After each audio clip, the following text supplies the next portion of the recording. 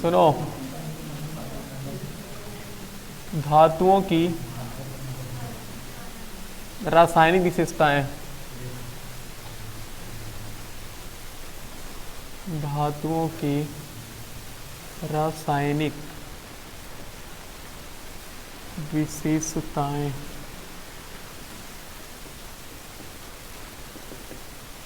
Chemical property of metals. हम लोग इसमें हेडिंग जो जो पढ़ना है ना वो हम लिख देते हैं, बाकी उसके बाद हम पढ़ाई करते रहेंगे। सबसे पहला होगा, हम देखेंगे ऑक्सीजन के साथ अभिक्रिया। किसके साथ? ऑक्सीजन के साथ अभिक्रिया। मतलब धातु ऑक्सीजन के साथ कैसे बिहेव करते हैं, किस तरह से पेश आते हैं। उसके बाद हम देखेंगे ऑक्सीजन नहीं, ऑक्सीजन नहीं, फिर हाइड्रोजन के साथ अभिक्रिया। हाइड्रोजन के साथ अभिक्रिया। बतियाओ नहीं भाई, तुमको लिखना नहीं फिर भी बात कर रहे हो। अभिक्रिया। तीसरा है जल के साथ अभिक्रिया। किसके साथ अभिक्रिया? जल के साथ अभिक्रिया।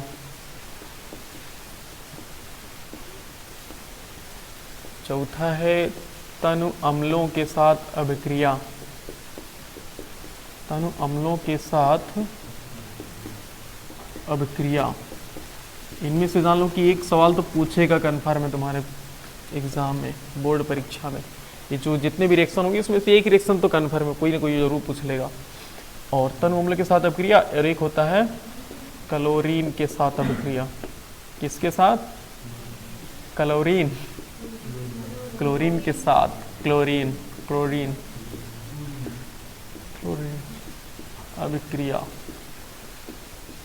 क्लोरीन का सूत्र क्या होता है जानते हो? Cl होता है कि Cl2 होता है? फिर बताएगा कारण क्या है, Cl2 क्यों होता है, Cl2 क्यों लिखा जाता है, कोई बताना चाहेगा?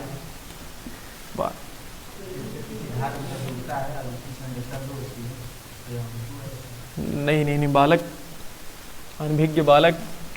Hydrogen, nitrogen, oxygen, fluorine, chlorine, bromine, iodine, इतने 4 3 7 हो गए ना जी।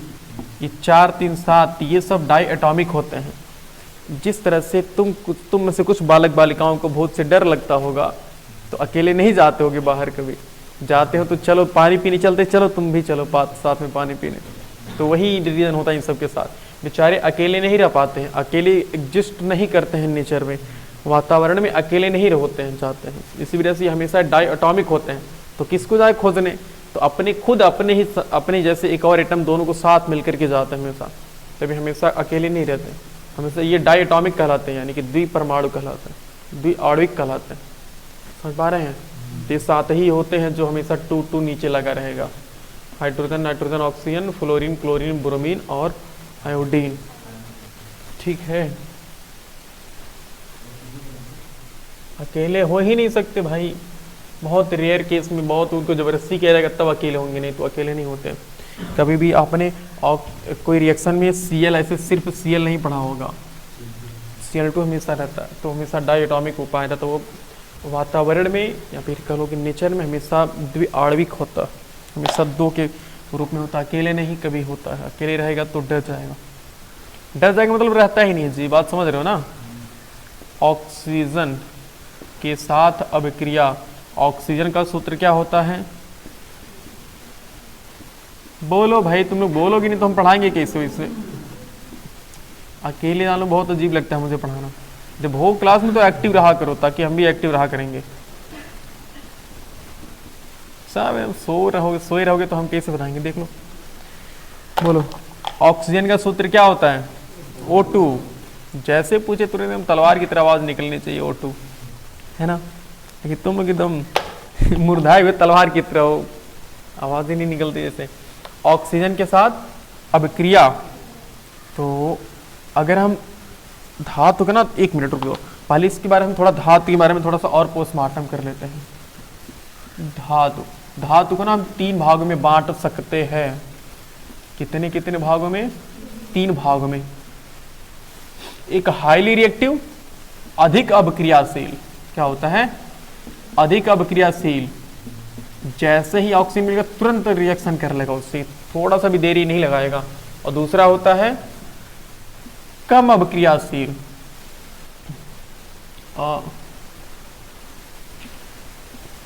कम अभिक्रियाशील, अभिक्रियाशील, अभिक्रियाशील, कम अभिक्रियाशील। और एक होता है, और ये अच्छा बीच वाले को क्या बोलते हैं? नहीं, बीच में अभिक्रियाशील होता है, अधिक, कम, और अच्छा मध्यम कहेंगे। हाँ, मध्यम अभिक्रियाशील, मध्यम। और यह एकदम कम अभिक्रियाशील। कौन सा अभिक्रियाशील होगा? कम अभिक्रियाशील। अभिक्रियाशील देखो, इसको हम हाईली रिएक्टिव बोलते हैं, इसे मॉडरेटली रिएक्टिव बोलते हैं, और इसे लेस रिएक्टिव बोलते हैं। बालिकी अब क्या पढ़ रही हैं आप? यहाँ ध्यान दीजिए, अधिक अभिक्रियाशील, मध्यम अभिक्रियाशील और कम अभिक्रियाशील। इसको बोलते हैं less highly reactive, moderately reactive और लेस रिएक्टिव, कम रिएक्टिव। इसके अंतर्गत कौन कौन से धातु आते हैं? जैसे कि सोडियम, पोटेशियम, कैल्शियम, कैल्शियम सी होता है ना, एल्यूमिनियम, ये ज्यादातर यही आते हैं, ठीक है ना।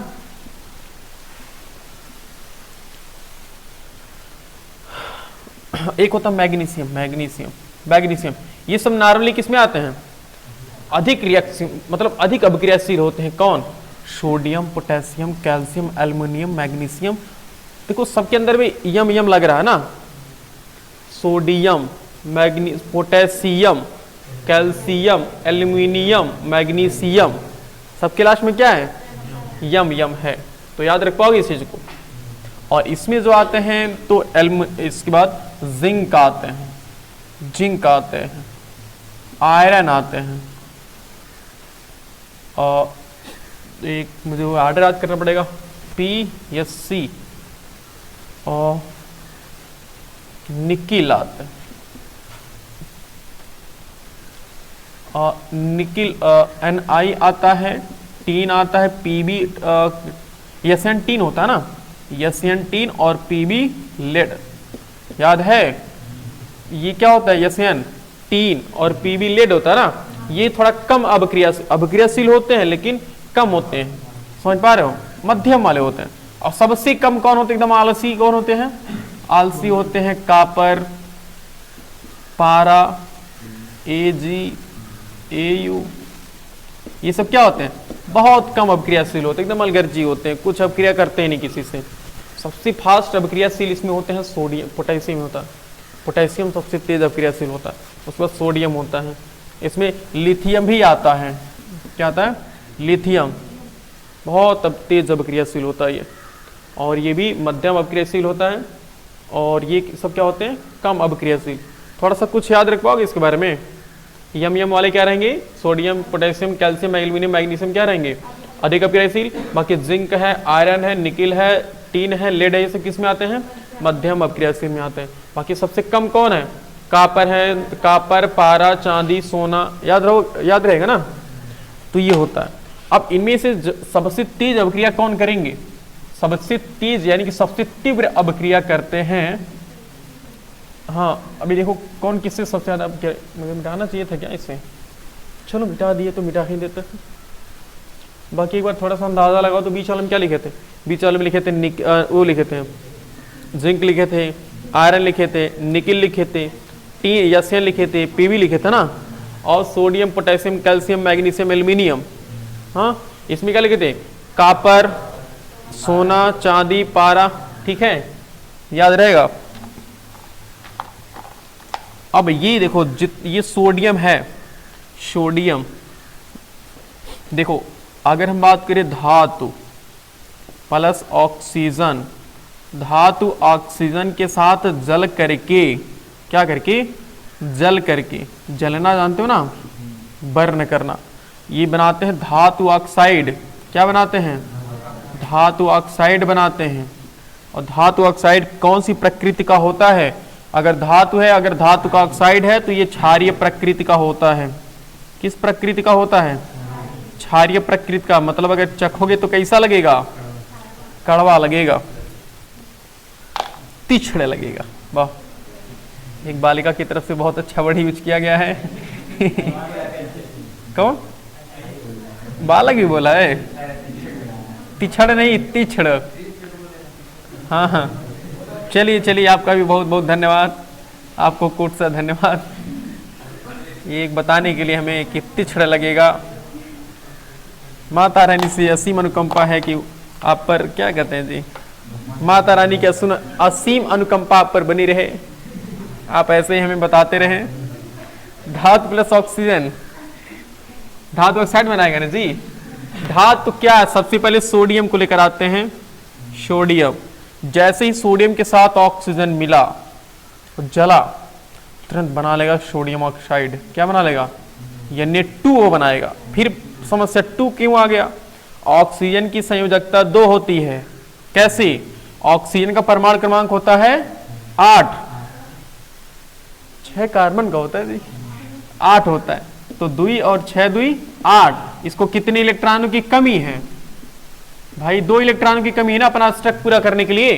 तो भाई 2 इलेक्ट्रॉन कौन देगा? सोडियम देता है। तो एक सोडियम 1 इलेक्ट्रॉन देता है, 2 सोडियम 2 इलेक्ट्रॉन देगा। तो इसी वजह से 2 इलेक्ट्रॉन होते हैं, 2 सोडियम होते हैं। समझ गए? मैग्नीशियम, मैग्नीशियम को ऑक्सीजन की उपस्थिति में आप जलाएंगे। क्या करेंगे? जलाएंगे, जलाएंगे, जलाना, जलना, जो भी है, जलना। इसे क्या हिंदी में बोलते हैं? अग्नि बोल लिखते हैं ऐसे, डेल्टा लिख देते हैं। डेल्टा मतलब समझते हो ना? हाँ, डेल्टा मतलब अग्नि। इसे हम बताते थे ना डेल्टा का मतलब क्या होता है। देखो, डेल्टा कहते हैं कि एक घाट बहुतेरे नाम, एक घाट बहुतेरे नाम। पानी एक ही होता है, तो कोई गंगा कहता है, यमुना कहता है, सरस्वती कहता है। हाँ, अगर यही डेल्टा तुम्हें गणित में दिख जाती, इसका मतलब होता है त्रिभुज। क्या होता है? त्रिभुज। और यही डेल्टा अगर फिजिक्स में मिल जाए, उसका मतलब होता है परिवर्तन। और अगर इसमें मिल जाए केमिस्ट्री में, तो इसका मतलब होता है ताप। देखो, अभी को बोली हो अच्छा वर्ड, हम बार बार जलना वलना लिख रहे थे, ताप इतना अच्छा वर्ड है, भूल गए थे, मतलब दिमाग से बिसर गया था। ताप यहाँ लिख लेते, ठीक है। किसी बालिका के द्वारा ये फरमाया गया है, ताप। ताप। तो अगर मैग्नीशियम को ऑक्सीजन की उपस्थिति में ताप देंगे, ताप मतलब समझते हो ना, गर्म करेंगे, जलाएंगे, तो ये बनाएगा MgO। अब कहोगे यहाँ 2 क्यों नहीं लगा है? क्योंकि मैग्नीशियम 2 इलेक्ट्रॉन देता है, ठीक है, तो MgO है। और बाकी है कैल्शियम। अगर हम कैल्शियम को ऑक्सीजन की उपस्थिति में क्या कराएंगे? जलाएंगे, मतलब ताप उसे देंगे, तो क्या होगा? Calcium oxide. कहोगे सर संतुलित तो नहीं हो रहा। संतुलित कर लोगे ना जी? अरे भाई 2 से यहाँ गुणा करा लो, 2 से यहाँ गुणा करा लो, बराबर हो गए। तो उसी तरह यहाँ भी करा लोगे, छोड़ो तो कर ही देते हैं, तो कुछ लोग का ध्यान यहीं पर अटका रहेगा। तो बराबर हो गया ना? नहीं, हूँ कर दिए, कहाँ बराबर हुआ? यहाँ 4 होगा ना, अब बराबर हुए। तो इस तरह से हमने देखा कि जो धातु होते हैं वो धातु क्या करते हैं? ऑक्सीजन से अभिक्रिया करके क्या बनाते हैं? ऑक्सीजन से अभिक्रिया करके धातु ऑक्साइड बनाते हैं, जिसे हम क्षारीय ऑक्साइड बोलते हैं। और ये भी धातु कौन से धातु होते हैं? देखो, सभी धातु नहीं अभिक्रिया कर पाते। अधिक अभिक्रियाशील कौन से धातु होते हैं? अधिक अभिक्रियाशील, अधिक अभिक्रियाशील। तो अपने नोट में कैसे लिखोगे? नोट में लिखोगे अधिक अभिक्रियाशील धातु ऑक्सीजन की उपस्थिति में जल करके धातु ऑक्साइड बनाते हैं, जो प्रकृति में क्षारीय होते हैं। समझ रहे हो? जो प्रकृति में कैसे होते हैं? क्षारीय होते हैं। वो भी अधिक अभिक्रियाशील होगा। ऐसा नहीं कि तुम सोना यहाँ पर रख दो तो सोना ऑक्सीजन के साथ अभिक्रिया करके तुरंत धातु ऑक्साइड बना लेगा। अगर ऐसा होता तो सोना खरीद कर लाते, जैसे ही ऑक्सीजन मिलता तुरंत अभिक्रिया करके एकदम धातु ऑक्साइड बना लेता, खराब हो जाता ना। ऐसा नहीं है, समझ पा रहे हैं आप? बाकी इसमें कुछ खुराफाती वाले हैं, जैसे एल्यूमिनियम के केस में है। अगर हम देखें तो एल्यूमिनियम क्या करता है? एल्यूमिनियम, अब ये एल्यूमिनियम का जो ऑक्साइड होता है, एल्यूमिनियम को देखते हैं, तो अगर ये है एल्यूमिनियम अगर हम इसको ऑक्सीजन की उपस्थिति में गर्म करेंगे, इसको हम हीट देते हैं, टेम्परेचर दे रहे हैं, तो ये बना लेता है Al2O3। क्या बना लेता है? Al2O3। अब ये जो Al2O3 है ये धातु ऑक्साइड है कि नहीं? लेकिन ये धातु ऑक्साइड दो प्रकृति का होता है, द्विप्रकृति का होता है। कितनी प्रकृति का होता है? द्विप्रकृति का।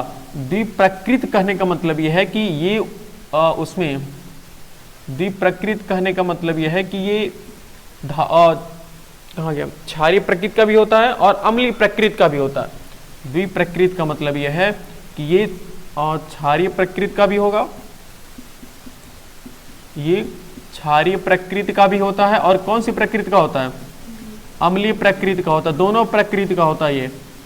मतलब ये थोड़ा सा अजीब है ना बात, कि एल्युमिनियम जब ऑक्सीजन से अभिक्रिया करता है तो बना लेता है Al2O3 यानी कि एल्युमिनियम ऑक्साइड, और यह एल्युमिनियम ऑक्साइड द्विप्रकृति का होता है।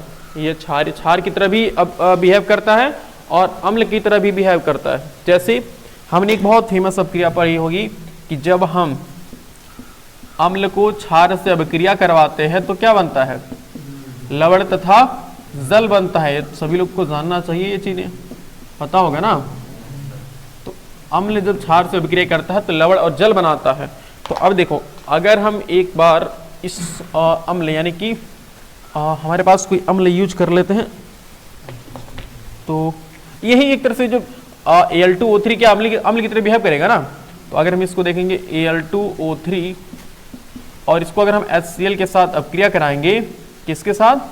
HCl के साथ, तो नहीं, हाँ अम्ल है, तो हम यहाँ क्षार लगाएंगे ना कोई NaOH, तो ऐसे बोलो ना, सही है। तो यहाँ एल्युमिनियम एक तरह से अम्ल की तरह काम कर रहा है और क्षार की तरह कौन काम कर रहा है? NaOH। तो अगर हम इसको अभिक्रिया करवाएंगे तो ये बना लेगा AlOH का होल थ्राइस, और प्लस क्या बना लेगा? एक मिनट रुक जाओ, इससे थोड़ी बनाएगा।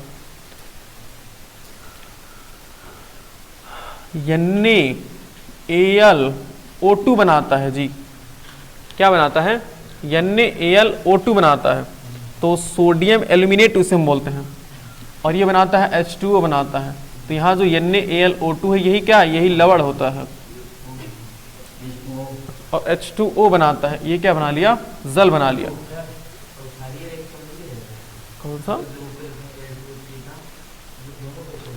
ये वाला? वही तो बात है, इसमें हम कह रहे हैं ना कि एल्युमिनियम जो अम्ल धातु होता है वो ऑक्सीजन के साथ अपक्रिया करके एल्युमिनियम ऑक्साइड बनाता है। और यह एल्युमिनियम ऑक्साइड कैसा होना चाहिए था? धातु ऑक्साइड, मतलब क्षारीय होना चाहिए था ना। लेकिन ये दोनों प्रकृति का होता है, ये क्षारीय का भी होता है और अम्लीय का भी होता है। तो वही तुम्हें दिखाने की कोशिश कर रहे हैं, थोड़ा सा ध्यान दीजिए भी। और कभी कभी यही जो AlOH, देखो यही Al2O3 है, अगर यही अम्ल के साथ मिल गया तो क्षार की तरह काम करेगा ये। अब बताओ, यहाँ HCl क्या है? अम्ल है ना। तो ये किसकी तरह काम करने लग जाता है? क्षार की तरह काम करने लग जाता है।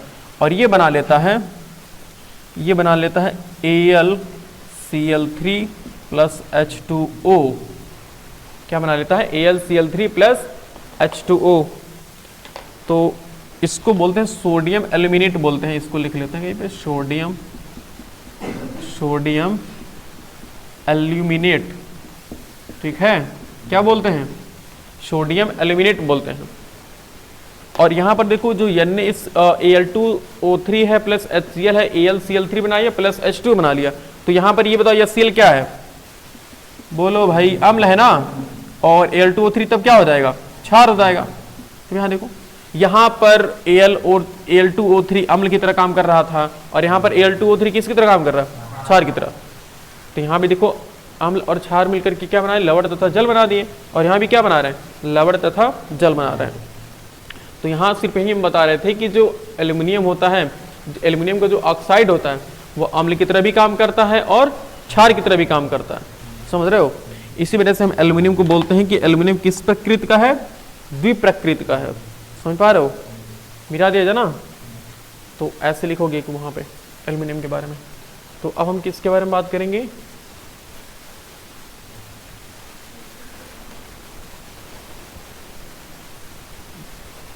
अच्छा, ये और सबके लिए समझ पाओगे ना, जैसे कि पोटेशियम ऑक्साइड बना लेगा। अब हम बात करते हैं किसके, हाइड्रोजन के साथ। ये बहुत ज़्यादा बहुत कम ही होता है, लेकिन अगर ज़्यादा हाइड्रोजन है तभी अपक्रिया कर पाएगा, वो भी बहुत ज़्यादा। अगर हम बात करें तो बहुत ज़्यादा अगर अपक्रियाशील है तो, अगर कोई बहुत ज़्यादा अपक्रियाशील धातु है तभी वो हाइड्रोजन के साथ अपक्रिया करता है, अदरवाइज हाइड्रोजन के साथ अपक्रिया नहीं करता है। जिसमें सिर्फ दो ही आएंगे अभी देखो, हाइड्रोजन के साथ अपक्रिया। किसके साथ अपक्रिया? हाइड्रोजन के साथ अपक्रिया। अगर हम देखें तो इसके साथ सिर्फ दो ही कर पाते हैं,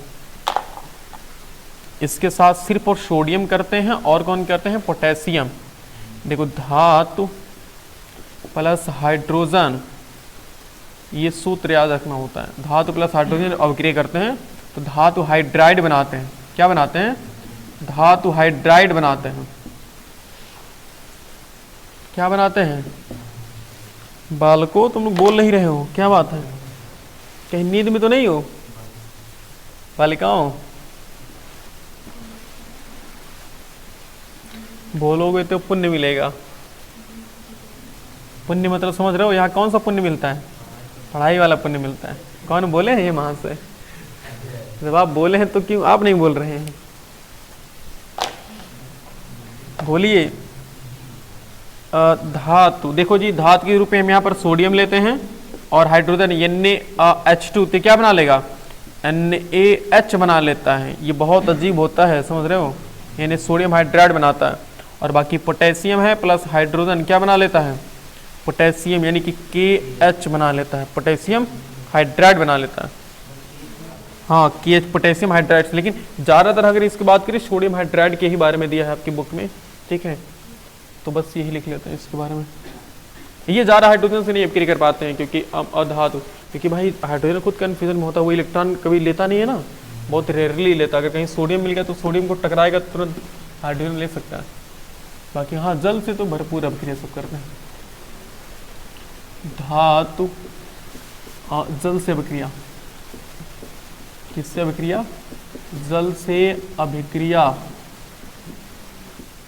अब ये भी देखो, ये भी थोड़ा सा अजीब है। कुछ जो अधिक अभिक्रियाशील धातु, देखो, धातु प्लस जल, धातु प्लस अगर जल अभिक्रिया कर लिए तो धातु हाइड्रोक्साइड बनाते हैं। क्या बनाते हैं? धातु हाइड्रोक्साइड। याद है सोडियम वाला हाइड्रोक्साइड? बोलो, सोडियम को हमने जल में डाला था ना, तो क्या बना था? गैस निकल रही थी ना, तो धातु हाइड्रोक्साइड, तो वो हाइड्रोजन गैस निकल रही थी। समझ पा रहे हो? और यहाँ पर जो हम धातु लिखेंगे वो धातु है अधिक अभिक्रियाशील धातु। कौन सी धातु होनी चाहिए? अधिक अभिक्रियाशील धातु होनी चाहिए। अभिक्रियाशील धातु। अधिक अभिक्रियाशील धातु में कौन कौन आती हैं? अधिक अभिक्रियाशील सोडियम आती है, पोटेशियम आती है, कैल्शियम, मैग्नीशियम, एल्यूमिनियम। को कैपिटल एल रहेगा ना, लेकिन एल्यूमिनियम उतना ज़्यादा नहीं कर पाता है ना, तो मैग्नीशियम, ये दोनों मनबड़े ही करते हैं। अभी बताते हैं इनको। कैल्शियम तक में जाता है क्योंकि भाई मैग्नीशियम देखो हमारे पास है, ये इसको पानी में डालोगे कुछ होगा जी? नहीं होता है इतना आसानी से, तो ये नहीं बनाते। ये सब अभी बताते हैं कैसे बनाते हैं, थोड़ा सा इनके लिए कुछ उपाय करेंगे हम। हाँ, यहाँ पे जो जल है ना जी, जल कैसा है? बिल्कुल ठंडा ठंडा वाला, कूल कूल वाला ठंडा जल है। कैसा जल है? ठंडा जल है, ठंडा पानी है। तो हम इसमें कराएंगे, सोडियम है हमारे पास और इसको हम किस में डाल दिए? पानी में, जल में डाल दिए, तो क्या बना लेगा? NaOH बना लेगा। तुरंत क्या बनाएगा? H2 गैस बहुत तेजी से निकलती है। और अगर हम पोटेशियम है, पोटेशियम को हमने जल में डाल दिया, ये भी खूब खतरनाक ब्लास्ट करेगा, KOH पोटेशियम हाइड्रोक्साइड। और साथ ही में कौन सी गैस निकलेगी? हाइड्रोजन गैस निकलती है। अगर हमारे पास कैल्शियम है, कैल्शियम को हम हाइड्रोजन के साथ, वाटर के साथ, भाई अगर कैल्शियम को पानी में हम डालते हैं तो उबलता है ना, बहुत उबलता मतलब कि हाँ थोड़ा सा उबलेगा ऐसे, तो ये बनाएगा CaOH का होल ट्वाइस प्लस H2, समझ पा रहे हो, ये बना लेगा। अब बाकी जो कम थोड़ी सी क्रियाशील धातु हैं, अगर हम बात करें कम क्रियाशील धातु, कौन सी धातु, कम क्रियाशील धातु, ये कम क्रियाशील धातु आसानी से जल के साथ अभिक्रिया नहीं करती हैं। ये कहती हैं कि मुझे कौन सा पानी चाहिए, गर्म पानी चाहिए, गर्म जल, तापी जल, तो तब ये बनाती हैं धातु हाइड्रोक्साइड। क्या बनाती हैं, धातु हाइड्रोक्साइड और जल। और ये गर्म जल मतलब समझ रहे हो, थोड़ा सा अगर हम और बात करें तो ये जल बिल्कुल वाष्प वाला होता है। ये जल मतलब ऐसे लिख लेते हैं, वाष्पित जल, अच्छा गर्म जल फिर लिख लेंगे, वाष्प लिख लेंगे। गर्म जल मतलब ही वाष्प, वेपर होनी चाहिए, वाष्प भाप समझते हो ना, लिखा नहीं रहा जी, वाष्प ऐसे ही होता ना, ऐसे ही होता ना वाष्प। तो कम क्रियाशील धातु जैसे कि हमारे पास मैग्नीशियम है, हालांकि उतनी कम नहीं होती लेकिन फिर भी कम है, मैग्नीशियम है, एल्युमिनियम है, थोड़ा यही लिख लेते हैं। जैसे कम अपक्रियाशील धातु में कौन है, मैग्नीशियम है, एल्युमिनियम है, जिंक है, आयरन भी होते हैं, मन बड़ी थोड़ा करता है ये आयरन। अगर नॉर्मली तुम लोहे को पानी में डालोगे ना तो कुछ नहीं होने वाला है, कुछ नहीं होने वाला मतलब कि कुछ दिन बाद होगा, उसमें रेस्टिंग होगी, लेकिन हाँ क्षरण होगा। लेकिन अगर वो लोहे की छीलन है, उसको गर्म पानी में, खूब भाप पानी है, उसमें डाल दोगे तो उसमें भी ऑक्साइड बनेगा। देखो अब ये Mg है प्लस H2O है, तो ये भाप है समझ लेना, ठीक है ना, वाष्प है, तो ये बना लेगा MgOH का होल ट्वाइस और प्लस क्या बनाएगा, H2 गैस निकल। ये उतना ज़्यादा अपग्रेड नहीं करता, बहुत धीरे धीरे अपग्रेड करता है। बाकी एल्युमिनियम हमारे पास अगर हम H2O से अपग्रेड करवाएंगे क्या बनाएगा, कौन, ये वाले, हाँ जी मध्यम है, बात तो सही आपने कहा, सही बात है ना जी, मध्यम वाले हमने, वो कम वाले तो सबसे लास्ट में होते हैं ना, कम वाले बिल्कुल नहीं करते हैं, बिल्कुल सही कहा आपने, ठीक। H2 है। बाकी और क्या हमारे पास, जिंक है, यहाँ कहाँ लिख देते हैं, यहाँ लिख दें यहाँ पे। बाकी जिंक के साथ भी ऐसे होगा, Zn है प्लस H2O है तो बनाएगा ZnOH का होल ट्वाइस, क्योंकि इसकी बैलेंसी 2 होती है, प्लस H2। बैलेंस कर लोगे ना तुम, संतुलित कर लोगे ना, वो चीज़ होती है, ठीक है। तो क्या कह रहा है, मिटाई डाई लिखोगे, मिटाई डाई। और बाकी कम अपक्रियाशील धातु कौन कौन होती है जी, देखो जैसे कम अपक्रियाशील में क्या होती है, कापर होती है, टीन होता है, लेड होता है, सोना सारी ये सब होता है ना। तो ये सब, इन सब का जल पे कोई फर्क नहीं पड़ता है, मतलब ये गर्म जल रहा है चाहे ठंडा जल रहा है, अपक्रिया नहीं करते हैं, ठीक है ना। याद रखोगे कि जो कम अपक्रियाशील धातु होती हैं वो किससे अपक्रिया नहीं करती हैं, जल से अपक्रिया नहीं करती हैं। चौथा है तनु अम्लों के साथ अपक्रिया, तनु अम्लों के साथ अभिक्रिया। तनु अम्लों के साथ अभिक्रिया के लिए हमें कुछ पहले रिएक्टिव सीरीज देखनी पड़ेगी। एक अभिक्रिया उसे क्या बोलते हैं, क्रियाशील सारणी बोलते हैं जी, सीरीज। धातुओं की क्रियाशीलता, हाँ धातुओं की क्रियाशीलता, क्रियाशीला नहीं क्रियाशीलता का क्रम, वो एक बार लिखवाया था ना, याद है, वही यही समय है वो चीज बताने का। हमने आइडिया बताया था ना, कैसे बताया था, PSCMAZI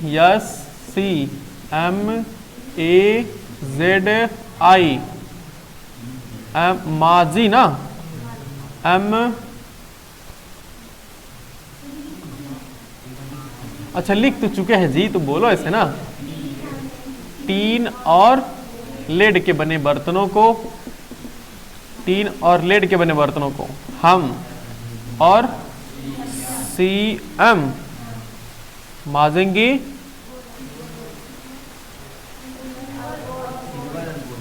तो बोलो ऐसे ना, सिल्वर और गोल्ड के बने बर्तनों को, ये अंग्रेजी में नहीं हो गया जी?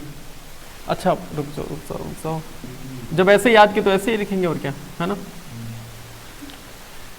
तो देखो फिर से सुनो, पीएससी माजी टीन और लेड के बने बर्तनों को, और हम और सीएम माजेंगे सिल्वर और गोल्ड के बने बर्तनों को। सही है भाई, हम और सीएम अमीर। पी से क्या होता है? पी से पोटेशियम, पी से पोटेशियम, एस से सोडियम, और सी से कैल्शियम, और यम से मैग्नीशियम। अंग्रेजी में पता नहीं कौन सी भाषा होती है। मैग्नीशियम, सी से सी, कौन कहा है, कौन कहे बताइए भाई, आपको धन्यवाद देते हैं। हाँ है, ये कार्बन कौन धातु होता है यार, एकदम अभी क्या ही बताया तुमको। ए से क्या होता है? अब कुछ लोग कहेंगे आर्गन होता है। भाई जैसे याद करो ऐसे ना याद करोगे, इतना अच्छा ट्रिक होता है फिर भी धज्जियां उड़ा दे रहे तुम। जिंक होगा ना ये, जिंक, और आई से आयरन मतलब लोहा, तो उसे लोहा बोलते हैं कि आयरन बोलते हैं? आयरन, ऐसे हिंदी में आयरन लिखा रहता ना, आयस लिखा मान लो आयरन, और टी से टीन ऐसे लिखा होता ना, और लेड मतलब सीसा, उसे भी लेड बोलते हैं ना। और एच से क्या है? हाइड्रोजन, कुछ लोग कहेंगे हीलियम ही तो होता है, वही महान आत्मा कहेंगे। कौन है महान आत्मा? अजय। और देखो फिर सी आ गया तो फिर कहोगे कार्बन, कापर, और यम से मरकरी माने पारा, और सिल्वर मतलब चांदी, और गोल्ड मतलब सोना चांदी। सोना चांदी गाना कुछ ऐसे करके ना, सोना चांदी क्या करेंगे, बस बस।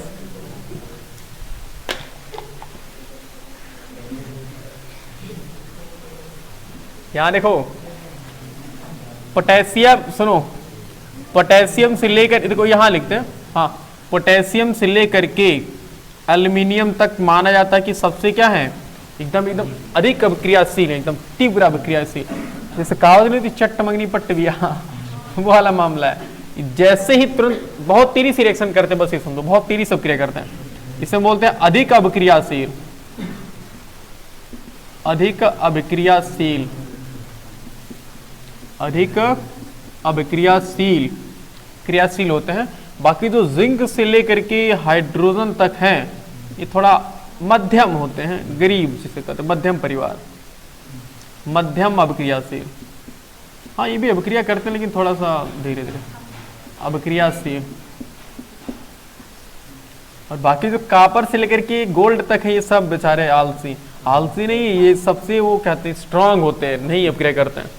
इसी वजह से इनको तो बहुत ज्यादा, यही तो महंगे होते हैं। सबसे कम वाले सबसे अधिक वाले महंगे होते हैं, ये बीच वाले तो सस्ते होते हैं, जिनका कोई ज्यादा खास काम नहीं होता।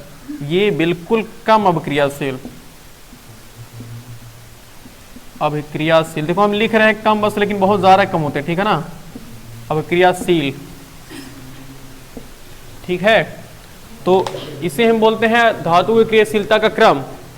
तो क्रियाशीलता का क्रम तुम्हें याद रहेगा ना, इसे कहीं रहेगा, छोटे से जल्दी से बना लोगे। पीएससी माजे टीन और लेड के बने बर्तनों को, और हम और सीएम क्या माजेंगे? सिल्वर और गोल्ड के बने बर्तनों को, याद रहेगा। अब चलते हैं तन अम्लों के साथ। हमने बोला था ना कि ये सब क्या करेंगे, ये सब बहुत अधिक अभिक्रियाशील होते हैं ना, पावरफुल होते हैं। ये इनमें से हाइड्रोजन जो होता है, ये धातु की तरह नहीं माना जाता ना, लेकिन प्योरली सामान्यतः ये धातु होता नहीं है ना, लेकिन माना जाता है उसे कि धातु होता है। धातु, अभी इसी के बारे में एक एक्सेप्शन है, अपवाद है कि इस हाइड्रोजन के बारे में भी पता नहीं लगा मिला कि धातु है कि अधातु है। समझ पा रहे हैं? तो अब देखिए, जो तनु अम्ल होते हैं, धातु जो होते हैं, और तनु अम्लों के साथ अभिक्रिया करके क्या बनाते हैं, कोई बताना चाहेगा? तनु अम्लों के साथ अपक्रिया करके क्या बनाते हैं?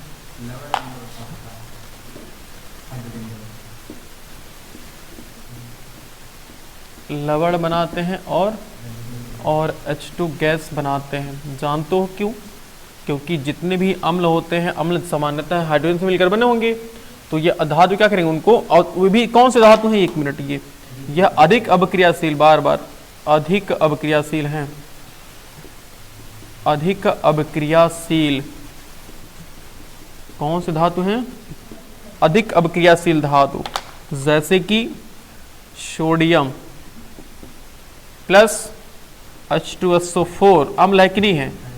तनु है, तनु अम्ल है ना, तो तनु को हम डाइल्यूट बोलते हैं ना अंग्रेजी भाषा में से, DIL लिख लेते हैं, दिल नहीं है, डाइल्यूट है, ठीक है, डाइल्यूट है। तो सोडियम, बताओ सोडियम और हाइड्रोजन में कौन अभिक्रियाशील ज्यादा है? देखो सोडियम कहाँ पे है भाई, यहाँ पे है, बोलो, और हाइड्रोजन यहाँ पे है ना, तो बहुत ज्यादा अभिक्रियाशील है। तुरंत सोडियम किसको हटा देता है? हाइड्रोजन को हटा करके अपने चला आता है, तो इस, हाँ, तो उससे कोई दिक्कत। तो तनु पर भाई, तनु किसे कहते हैं? तनु अम्ल, प्रबल अम्ल, तनु अम्ल नहीं, तनु अम्ल नहीं, तनु अम्ल सांद्र अम्ल होता है और प्रबल अम्ल दुर्बल अम्ल होता है। तो तनु मतलब कि पानी मिला के उसे हल्का कर लो, समझ रहे हो? इस चीज को आजकल के दो शराबी होते हैं बहुत अच्छे जानते हैं। जब शराब खरीदते हैं अल्कोहल, एथिल अल्कोहल, तो एथिल अल्कोहल सांद्र होता है, तो उसमें क्या मिला है, उसको क्या करते हैं, तनु कर लेते हैं, तो तनु करके उसे पीते हैं ताकि तब उसको दिक्कत नहीं होती है। समझ पा रहे हैं? तो अब से आपका प्लान कैसा है? आप तनु करके तनु करेंगे कि सांद्र ही रहने देंगे? हाँ, मुस्कुरा रहे हैं, कुछ तो बात है। तो हो जाएगा Na2SO4, सोडियम सल्फेट हो जाएगा ना, और प्लस H2 गैस बाहर निकल जाएगी। उसी तरह से पोटेशियम, सोडियम के बाद कौन? पोटेशियम, पोटेशियम बताइए हाइड्रोजन को रिप्लेस कर देगा ना, बोलो जी। पोटेशियम के से पोटेशियम होता ना, तो ये बना लेगा K2SO4, पोटेशियम सल्फेट K2SO4, और तुरंत ही हाइड्रोजन को बाहर निकाल देगा ना, क्योंकि पोटेशियम ज्यादा अभिक्रियाशील है, देखो कितना ऊपर है, और हाइड्रोजन देखो बहुत नीचे है ना, तो ये क्या करता है, हाइड्रोजन को रिप्लेस कर देता है। और इसकी क्रियाशीलता जान दो कैसे होता है, हमने बताया होगा एक बार कि जैसे इसका एक सोडियम का देख लो, तो सोडियम जब जल में जाता है तो Na+ बना लेता है ना, अपने आयनों में टूटता है, और बाकी H2SO4 तो H+ में और SO4 2- में टूटता है। तो ये उसी वजह से तो H2 लिखा गया कि 2 हाइड्रोजन है। अब इन दोनों हाइड्रोजन में बवाल चलता है कि इसको इसके साथ कौन जाएगा घूमने, बोलो। तो यहाँ पर तो दोनों जा सकते हैं, लेकिन ये तो बेचारा सीधा था, कुछ नहीं करता, यही दोनों परेशान आपस में बवाल कर रहे हैं। तो अब इन दोनों में जौन जबर रहेगा वही जाएगा ना आगे, इसके साथ कौन जाएगा? तब देखा गया कि हाइड्रोजन और सोडियम, तो सोडियम बहुत ज्यादा एक्टिव है और ये बहुत आलसी है, ये जब तक सोया था तब तक ये चल दिया घूमने इसके साथ, तो आराम से इसके साथ जा सकता है ना, क्योंकि सोडियम बहुत ज्यादा अभिक्रियाशील है एज कम्पेयर टू हाइड्रोजन। तो हाइड्रोजन से अत्यधिक अभिक्रियाशील होने की वजह से ही सोडियम SO4 के साथ अभिक्रिया करके सोडियम सल्फेट बना लेता है। और हाइड्रोजन को कहता है कि आपका कोई काम नहीं है, आपका इस रिएक्शन में क्या काम है, तो तुरंत क्या होते हैं, तुरंत बाहर निकल लेते हैं। और उसी तरह से पोटेशियम भी करता है, पोटेशियम भी कहता है कि भाई पोटेशियम हम ज्यादा पावरफुल है, इनकी अभिक्रियाशीलता ज्यादा है ना, तो पोटेशियम तुरंत क्या करेगा, पोटेशियम तुरंत हाइड्रोजन को रिप्लेस कर देगा, यानी कि अपनी जगह से भगा देगा इनको, तुरंत ही उसकी जगह पर अपने आ जाता है, तो हो जाता है K2SO4, और हाइड्रोजन को फिर कहता है कि आपका कोई काम नहीं है, हमारे रिएक्शन में आपका क्या काम है, बोलिए। बात सही है? ये नोट करना चाहोगे या फिर इसको भी नहीं नोट करोगे? नहीं, ये एक नोट कर लो, एक फिर से नोट करो, फिर ये नहीं तो 1 मिनट रुको, आलसियों तुमको हम बताते हैं। सोडियम हो गया ना, तुम मुझे कैल्शियम का रिएक्शन करके दिखाओ, कैल्शियम, मैग्नीशियम और एल्युमिनियम का, आयरन का भी कर दो भाई, इन चारों का रिएक्शन करके दिखाओ। ये तो बिल्कुल इसी तरह होगा ना, हाँ पहले रिएक्शन करो फिर लिख लो। देखो जी, कैल्शियम अगर हमारे पास है ना, तो कैल्शियम को अगर हम तन H2, मतलब कोई भी अम्ल, कोई जरूरी थोड़ी कि हम कसम खा लें कि हम HCl से ही कराएंगे, तुम HCl से भी तो करा सकते हो, ये लेकिन HCl क्या है, अम्ल है कि नहीं है, एक प्रबल अम्ल है भाई, इसको हमने पानी मिला दो क्या बन जाएगा, डाइल्यूट बन गया। अब देखो कितना सिंपल है, तो ये CaCl2 होता है इस बार, और H2O, तो अब कहेंगे सर हमने H2SO4 लिया था, तो चलिए भाई H2SO4 ही देख लेते हैं। Ca प्लस H2SO4 होता है, और ये बना लेंगे, हम डाइल्यूट कर लेंगे इसे थोड़ा सा, तभी बना लेगा CaSO4 और प्लस H2। कैल्शियम की संयोजकता 2 होती है, अभी हम इसके आगे बस जस्ट पढ़ाएंगे उसके बारे में। कैल्शियम की संयोजकता 2 होती है, यहाँ भी कैल्शियम की संयोजकता 2 होती है, लेकिन क्लोरीन की संयोजकता 1 होती है। तो 2 कैल्शियम को 1 क्लोरीन हैंडल नहीं कर पाएगा, इसीलिए कितना क्लोरीन आता है, 2 क्लोरीन आता है। उसी तरह से अगर हम बात करें मैग्नीशियम और H2SO4, तो हम इसको भी क्या कर लिए हैं, डाइल्यूट कर लिए हैं। अब जो ये हमारे पास है मैग्नीशियम, हम जानते हैं, जानना चाहिए तुम्हें कि मैग्नीशियम की संयोजकता 2 होती है, और SO4 की संयोजकता भी 2 होती है। तो ये सिंपली बना लेगा MgSO4 और प्लस H2 गैस क्या हो जाएगी, बाहर निकल जाएगी।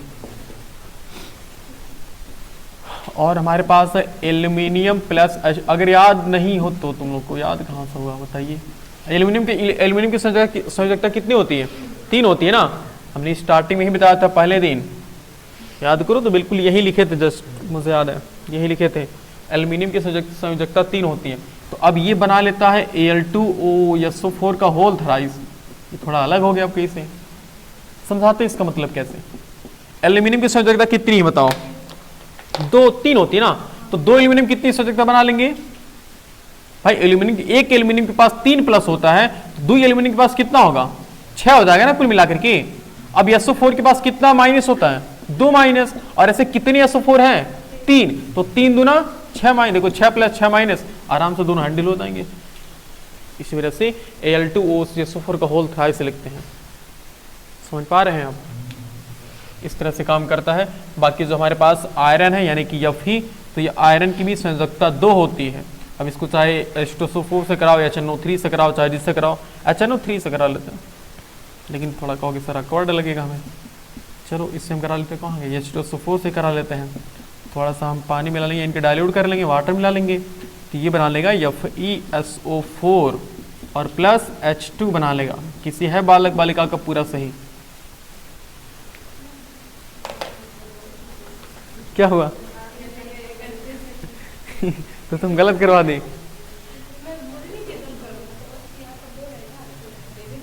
हाँ हम डूबेंगे तुमको भी ले डूबेंगे वही वाली हाल है। का हाँ वो क्या, वो बैटरी, वो तो कब का ही आप है, तुम अभी को देखो, वो कैमरे की बैटरी अब चल रही है, तो मिटा देना, ये सब लिख लेना नोट में, याद रहना चाहिए तुम्हें, तुम बालक को एकदम भूल जा रहे हो। ये अगला देखो कौन सा बचा है, एक लास्ट वाला क्लोरीन बचा है ना, हाँ क्लोरीन के साथ अभिक्रिया, क्लोरीन के साथ अभिक्रिया, क्लोरीन के साथ अभिक्रिया, ये भी एकदम भरपूर अभिक्रिया करता है, कोई दिक्कत नहीं है किसी से, ना कहो से दोस्ती ना कहो से बैर, एक बराबर सब पे काम करता है। जितनी भी धातु होती हैं तो सब क्लोरीन के साथ अभिक्रिया करती हैं, सब नहीं, फिर वही बात क्या बोलते हैं, अत्यधिक अभिक्रियाशील और मध्यम अभिक्रियाशील, बाकी कम वाले तो किसी काम के नहीं, समझ रहे हो, किसी काम के नहीं, वो मतलब किसी से अभिक्रिया नहीं करते हैं, इसी वजह से तो महंगे बिकते हैं जी। ऐसा थोड़ी कि सोना है, मान लो कहीं सोना जाकर के कहीं HCl में गिर गया तुरंत पिघल गया, ऐसा नहीं हो सकता, कुछ नहीं है। तो जो धातु है, हाँ सोना एक चीज में पिघल सकता है, पिघल क्या रहेगा पता ही नहीं चलेगा कहाँ गया, सोना है, बाकी प्लेटिनम है और चांदी है, अगर इसी वजह से, चांदी छोड़ो, इसे अंगुली डालोगे फिर अंगुली बाहर आई नहीं करेगी, अंगुली से निकल जाएगी, पता नहीं कब कहाँ गई, हड्डी सहित निकल जाएगी, समझ रहे हो। अभी बताएंगे क्या है वो, अभी बता रहे हैं, सब्र करिए। सिरका में मंगल ग्रहवासी बड़े महान है यार, सिरका क्या ही बताया जाए। आप वहां से सिरका देखे हैं, सिरका हम पी गए थे, सोचो इतने हम मजबूत हैं, 2 लोटा नहीं पी पाएंगे, 2 लोटा पी जाएंगे तो यहाँ नहीं रहेंगे, 2 लोटा पिएंगे तो सिरका इनको पी जाएगा, कहेगा राजकुमार जी बहुत हो गए, चलिए आपको चलते हैं तारों के शहर में, तब इनको लिवा के तारों के शहर में चले जाएगा, कौन, सिरका, क्या ही बताया जाए। हाँ किसके शहर में? सिरकों के शहर में नहीं, वहां ऊपर तारों का शहर ही है जी, हमने देखा है, और कोई शहर नहीं है ऊपर, हम रात को देखे थे, तारों का शहर है। तुम लोग भी रात को कभी ऊपर देखना कभी, तो तारों का शहर दिखाई देगा। रात को सब डरते हो भूत से। देखो जी यहाँ पे सुनो, ये जो धातु है ना, ये दोनों धातु हैं, मतलब अधिक या फिर मध्यम, ठीक है ना, मध्यम क्रियाशील धातु, क्रियाशील धातु। अच्छा ये किस बेस पर बोला है कि सिरका में हाथ डालेंगे तो नहीं निकलेगा?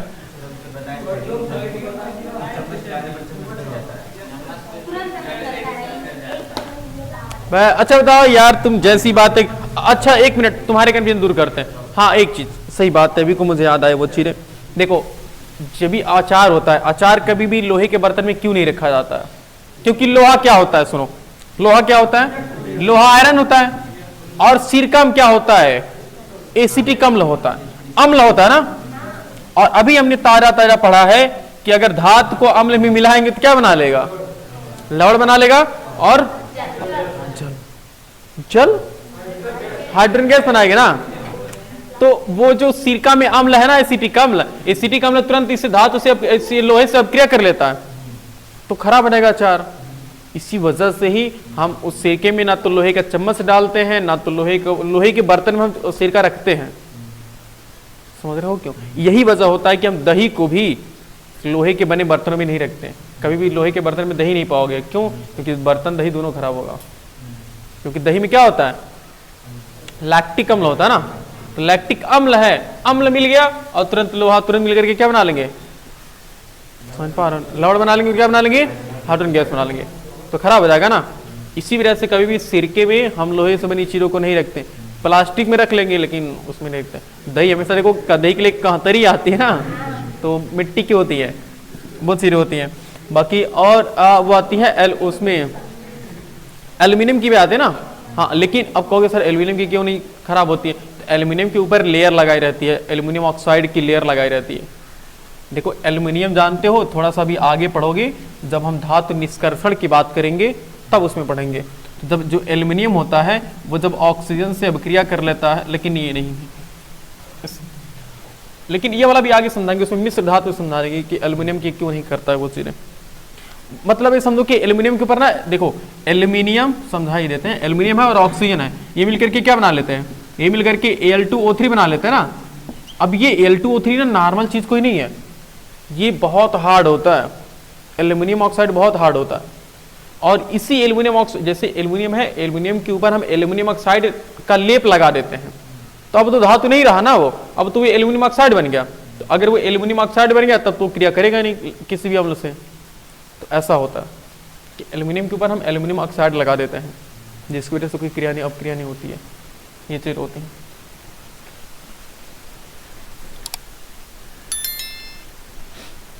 तो हाँ देखो, अधिक या फिर कम क्रियाशील धातु क्या होती है? क्लोरीन के साथ अपक्रिया कर लेते हो, सीधे लवण बनाती है। जैसे कि Na है हमारे पास, बना दो Cl2, क्या बन जाएगा? NaCl बन जाएगा ना। क्या है? लवण है ना। बोलो भाई, Cl2 क्या हो जाएगा? KCl Mg प्लस Cl2 क्या बना लेगा? MgCl2। Zn प्लस Cl2 क्या बना लेगा? ZnCl2। और कोई एल्यूमिनियम, थोड़ा सा ध्यान से बोलना इसको, AlCl3।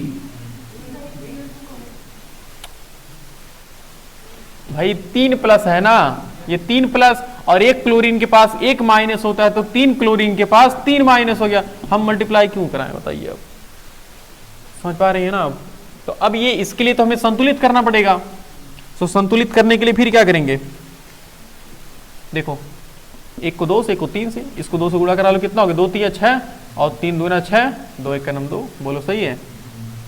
देख लो, 2 क्लोरीन, 2 एल्यूमिनियम, 2 एल्यूमिनियम, 3 दूना 6 क्लोरीन, 3 दूना 6 क्लोरीन। सही है ना? उसी तरह से सबके लिए हो जाएगा। जैसे मान लो Cu है तो Cu भी Cl2 से अपक्रिया कर लेगा, क्या बना लेगा? CuCl2। सही है ना? Copper chloride, aluminium chloride, zinc chloride, magnesium chloride, potassium chloride और सोडियम क्लोराइड। याद रहेगा? हमने धातु की सभी रासायनिक अभिक्रियाएं सीख ली हैं कि किस तरह से धातु की रासायनिक अभिक्रियाएं होती हैं। याद रहेगा? इसको मिटा दें पूरा ना, मतलब हमने इसके बारे में भी देखे।